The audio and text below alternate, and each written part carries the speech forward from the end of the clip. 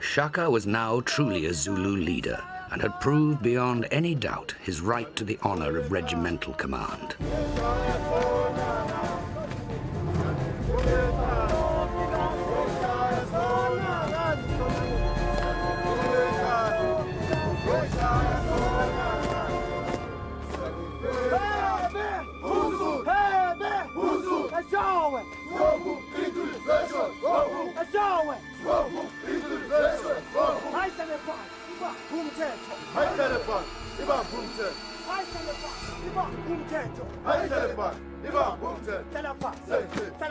The soldiers of Dingiswayo's crack regiment endowed their new and brave commander with the highest status and greatest honors a regimental warrior could earn from the king's small but potent army: leadership.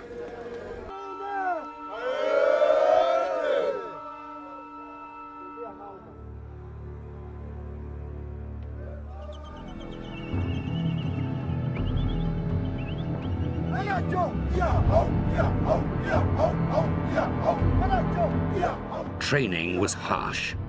Warriors would learn a Spartan-like discipline to carry them into battle.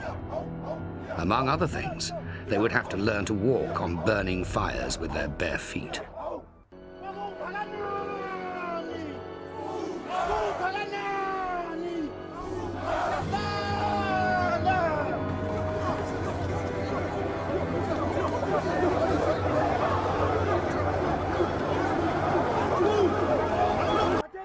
The door to the hut was sealed, and over a 3-day period the savage beast would take pieces of her body. His own men became anxious about the appalling screams of the Queen Mother. Only then would Shaka approve for the hut to be burnt.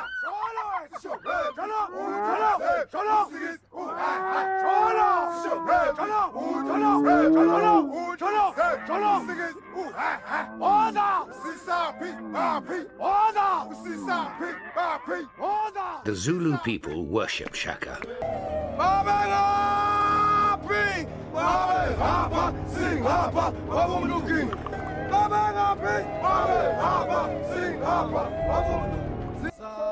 When Nandi, the Queen Mother, finally passed away.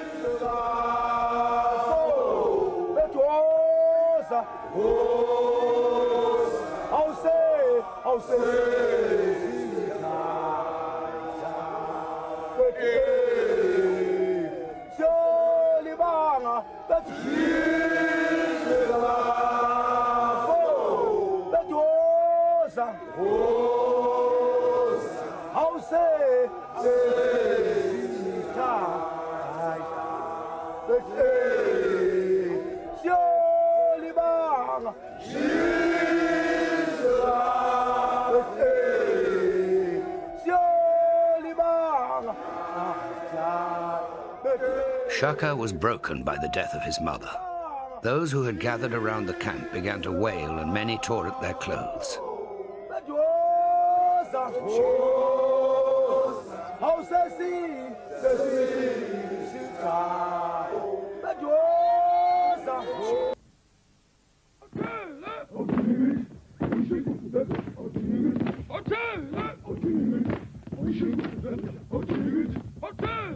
In the year 1818, tribal war rages in southern Africa.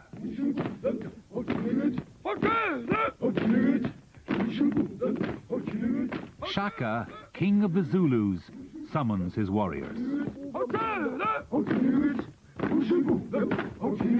Among them, a boy of 18, far from home and facing his first battle.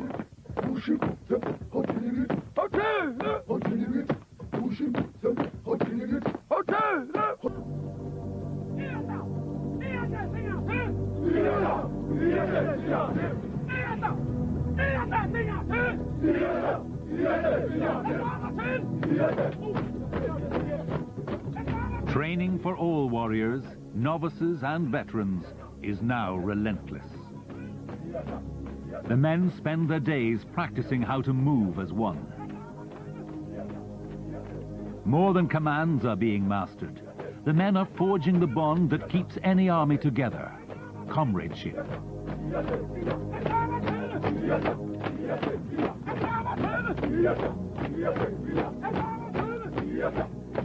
Serving in Shaka's army is risky. Disobeying Shaka is fatal. For failing to enlist, the penalty is execution. For losing a spear, execution. For cowardice in battle, execution. But a Zulu did not have to be a soldier to fear death. Shaka's barber, for example, would pay with his life for the slightest nick in the royal chin.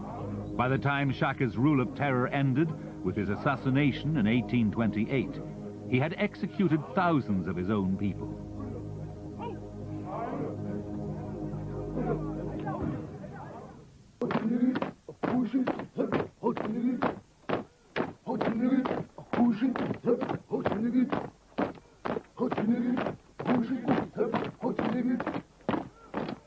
The king distinguishes veterans by giving them white shields.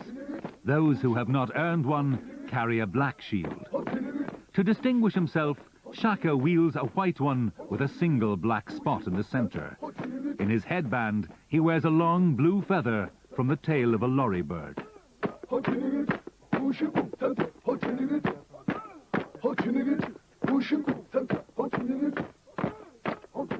The biting chill of dawn gives way to the fearsome heat of mid-morning.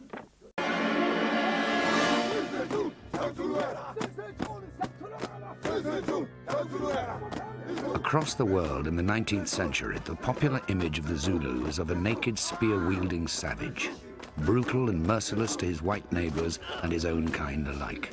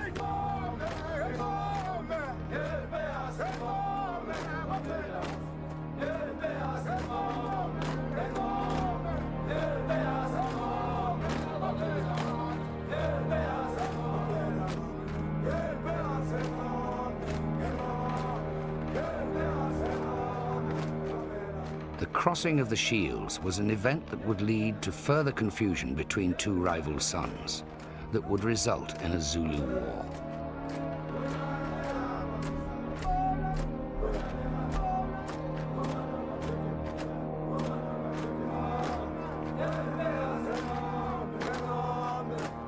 The two armies eventually met on a wet day on a battlefield by the flooded banks of the Tugela River.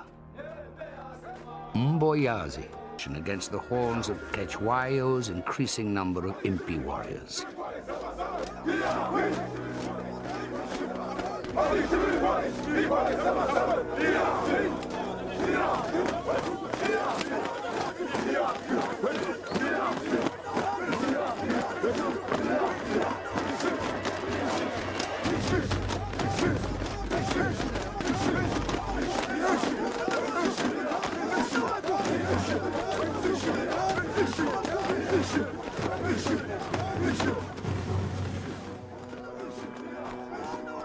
Kechwayo formed his regiments in the traditional Shaka horn formation.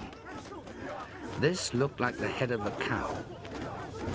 Two horns, one right, one left, and the head or chest. The idea was to attack the enemy by rushing towards them. The horns on the outside will encircle the enemy, left in the middle with no escape.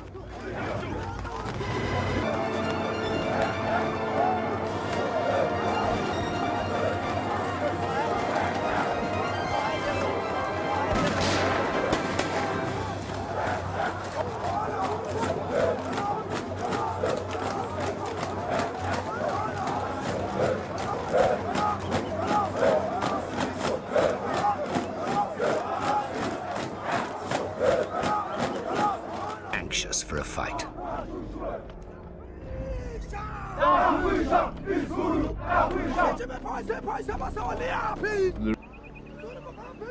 On arrival at the British side of the river, the captains formed the warriors into their respective regiments. They then proceeded to Rorke's Drift, a short distance away.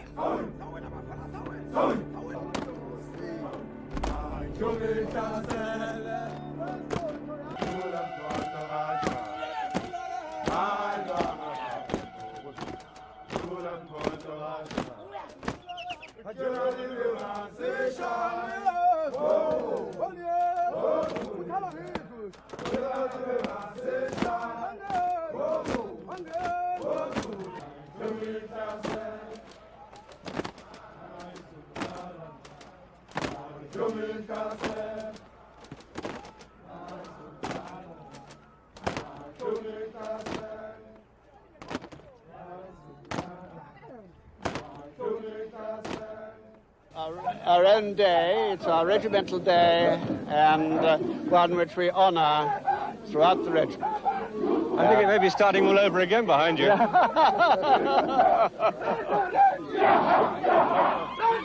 The Zulus today were dressed exactly as they were in 1879. The colours of their shields and the different headdresses indicated the separate regiments. And watched by their king and their paramount chief, Gacha Buthelezi, they reenacted their preparations for attack.